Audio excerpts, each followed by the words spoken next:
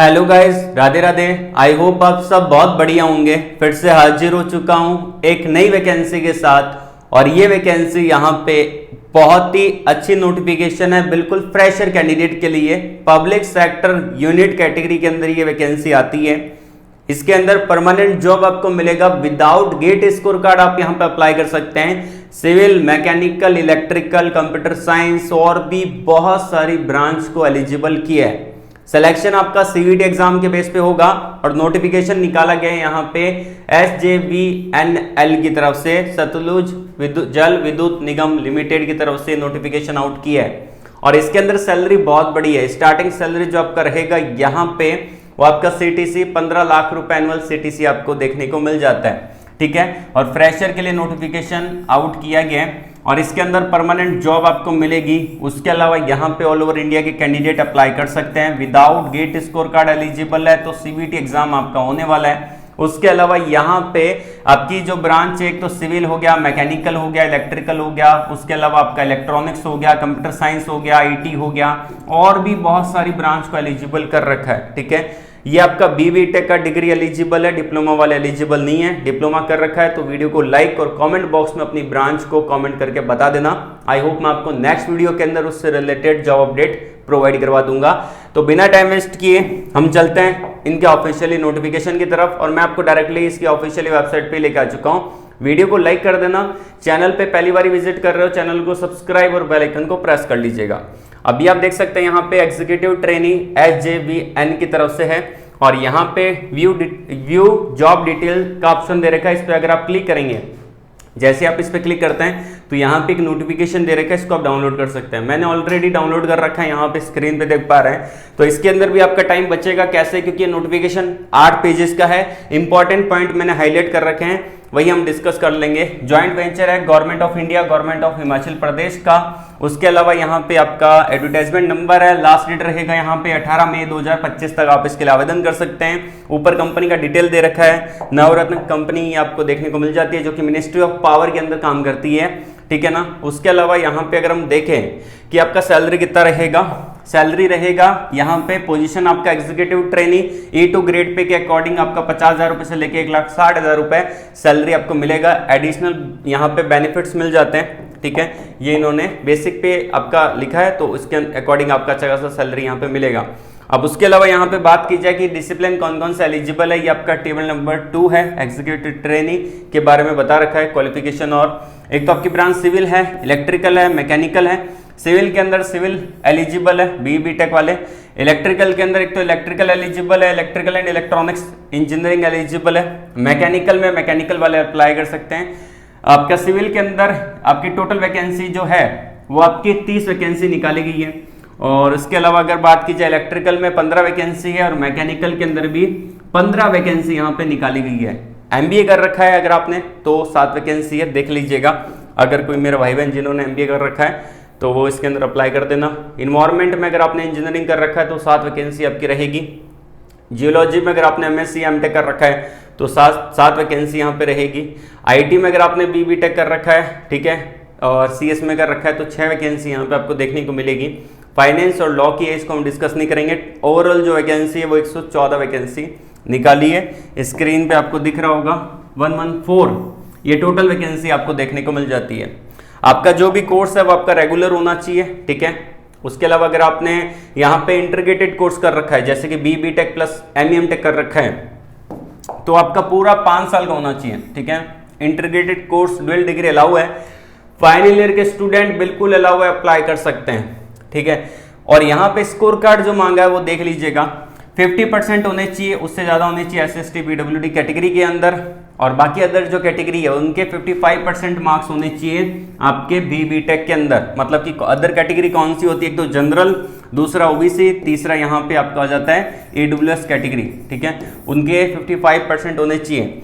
अगर कोई बच्चा कह रहा है कि सर मेरे 54.99% बने हैं, यहाँ पे आप देख पा रहे हैं, तो भी आप कंसिडर नहीं किए जाओगे, उसको 55% कंसिडर नहीं किया जाएगा। तो ध्यान रखना, इन्होंने बाकायदा मेंशन कर रखा है तो इतने परसेंटेज होने जरूरी है। जो कैंडिडेट फाइनल ईयर के स्टूडेंट हैं वो भी एलिजिबल है। ये मैंने आपको शुरुआत में बता दिया कि फाइनल ईयर के स्टूडेंट एलिजिबल यहाँ पे रहेंगे, और जो आपका कंसोलिडेटेड मार्कशीट होता है वो आपका 31/7/2025 तक आ जाना चाहिए, जो कि बेसिकली आ जाता है आराम से, आपको कॉलेज में मिल जाएगा। ठीक है, तो यहाँ पे ये दे रखा है।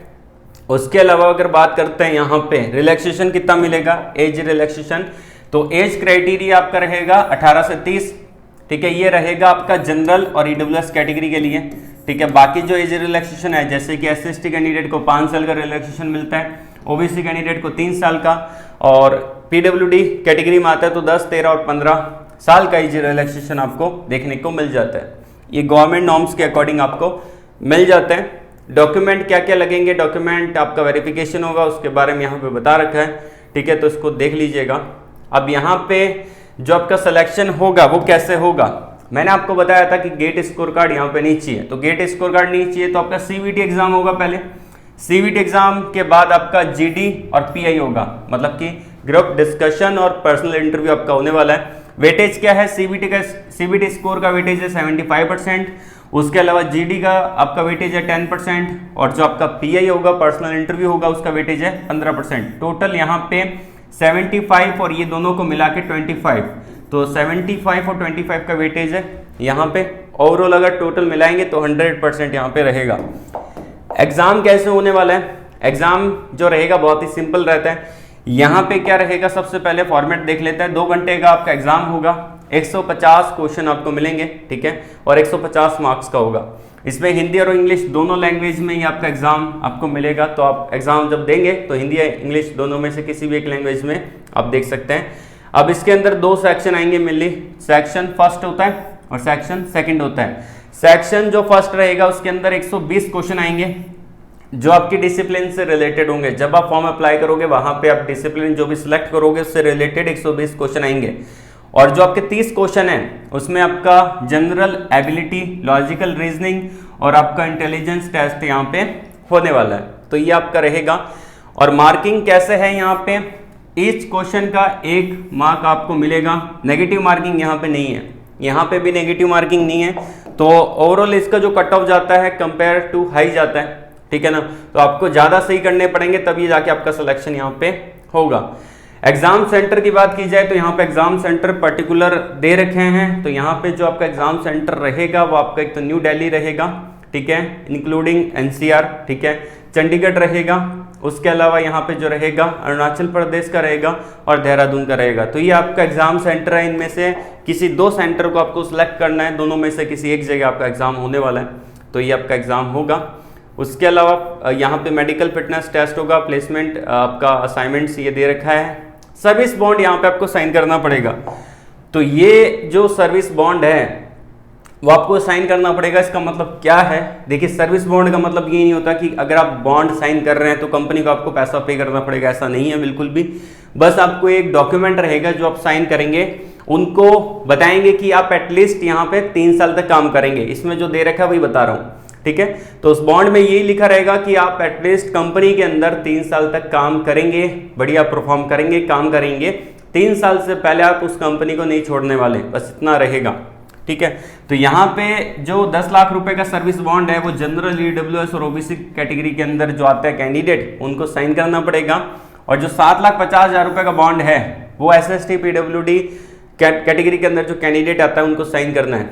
एटलीस्ट आप कंपनी के अंदर 3 साल की सर्विस आप देने वाले हैं, ठीक है। वैसे ये परमानेंट जॉब है, ये इसलिए रखा जाता है क्योंकि बहुत सारे लोग क्या करते हैं कि बेसिकली यहाँ पे अप्लाई करते हैं, ठीक है, उनका सिलेक्शन हो जाता है और कहीं अगर कोई दूसरे पीएसयू के अंदर उनका सिलेक्शन हो रहा है तो इसको छोड़ के उस पीएसयू में चले जाते हैं, ठीक है, या फिर कोई कैंडिडेट फॉरेन कंट्री चले जाते हैं, ठीक है, अपने हायर एजुकेशन के लिए, ठीक है। तो ऐसा होता है।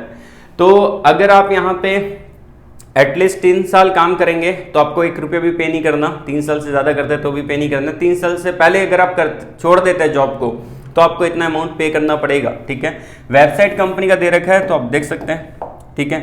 उसके अलावा अगर हम देखें कुछ और इम्पोर्टेंट पॉइंट जो कि यहाँ पे देख लेते हैं, यहाँ पे जो आपका एप्लीकेशन फीस रहेगा वो दे रखा है कि आपको 600 रुपये प्लस 18% जीएसटी पे करना पड़ेगा, ठीक है। तो ये आप पे करेंगे, debit card, credit card, internet banking के थ्रू आप पे यहाँ पे करने वाले हैं। अगर आपकी कैटेगरी यहाँ पे जनरल है, ईडब्ल्यूएस है या फिर ओबीसी कैटेगरी में आते हैं तो आपको पे करना है। और यदि आप SC/ST यहाँ पे अगर आप जनरल है और अगर आप यहाँ पे ओबीसी कैटेगरी में आते हैं तो आपको पे करना है। लेकिन यहाँ पे इन्होंने एक चीज मेंशन कर रखी है, SC/ST, EWS, PWD, ex serviceman को पे नहीं करना है। मतलब कि जो ईडब्ल्यूएस कैटेगरी में बच्चे आते हैं उनको भी पे नहीं करना है, ठीक है ना।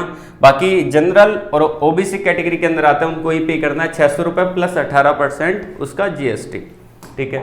उसके अलावा अगर हम डिस्कस करें कुछ और इम्पोर्टेंट पॉइंट, जैसे कि यहाँ पे इम्पोर्टेंट डेट क्या है, तो इसका जो इम्पोर्टेंट डेट है वो यहाँ पे 18 मई 2025 तक आप इस फॉर्म को अप्लाई कर सकते हैं, ठीक है। 18 मई तक आप इसके लिए आवेदन कर सकते हैं। और अगर आप बोलेंगे इस पे अप्लाई वीडियो बनाने का तो मैं इसका अलग से एक अप्लाई वीडियो बना दूंगा, ठीक है ना।